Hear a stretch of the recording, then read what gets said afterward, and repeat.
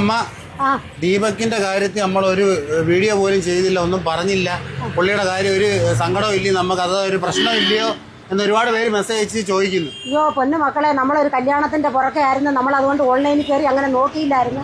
അല്ല, അവളെ പറ്റി പറയാനെന്ന് പറഞ്ഞാൽ അവക്കെന്തോ കൊലക്കുറ്റത്തിന് ശിക്ഷ എടുക്കണം, അതാ വേണ്ടുന്ന. ദുബൈ അങ്ങോട്ട് ചാടിക്കയറി പോയെന്ന് പറയുന്നത്. പ്രേരണാ കുറ്റത്തിന് കേസെടുത്തെന്ന്.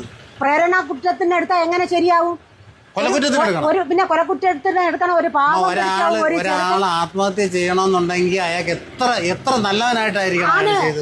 അത്രയ്ക്ക് ആത്മാഭിമാനം അയാൾക്ക് നശിച്ചെന്ന്. എന്തിനാ അങ്ങനെ റീച്ച് കിട്ടാൻ വേണ്ടി എന്തെല്ലാം ചെയ്യാനുണ്ട്. നമ്മൾ എന്തെല്ലാം വീഡിയോകൾ ചെയ്യുന്ന വീട്ടുകാരെ കൊണ്ടോ അമ്മയെ വിളിച്ചോ വീട്ടിൽ പുറത്തൊക്കെ പോയി എന്തെല്ലാം ചെയ്ത് റീച്ച് എടുക്കാനുണ്ട്. എല്ലാ പെൺകുട്ടികളും പറയുക, റീച്ചിന് വേണ്ടിയിട്ട് ബസ്സിലൊന്നും കയറിയിട്ടോ, ബസ്സിലല്ല വേറൊരാളുടെ ജീവിതത്തിൽ കയറി ഇത്ര ഇതായിട്ട് ചെയ്യരുതൊന്നും. കാര്യം എല്ലാരും പുള്ളി എന്താ അങ്ങനെ ചെയ്തതെന്ന് എനിക്കറിയത്തില്ല, പക്ഷെ എല്ലാവർക്കും മനസ്സിന് അത്ര കട്ടി കാണത്തില്ല. അത്രത്തോളം അയാൾക്ക് വിഷമം കാണും. അയാൾ നിരപരാധി ആയതുകൊണ്ട് അയാൾ അങ്ങനെ ചെയ്തത്. അങ്ങനെ അത് ചെയ്യാൻ കൊള്ളാവോ? അല്ല, നമ്മൾ പരമാവധി ശിക്ഷ എന്തുവാ വേണ്ടെന്ന് വെച്ചാൽ മേടിച്ച് തന്നെ കൊടുക്കും. ദുബൈ പോയാലും ദുബൈയിലും ഉണ്ട് മലയാളികൾ. പിടിച്ച് അതിന് പരമാവധി ശിക്ഷ കൊടുക്കണം.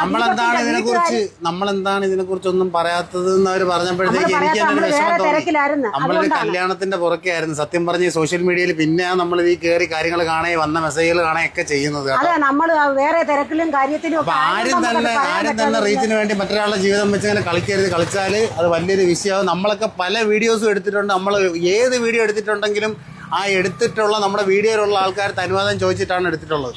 അല്ലാതെ അങ്ങനെ എടുക്കരുത്.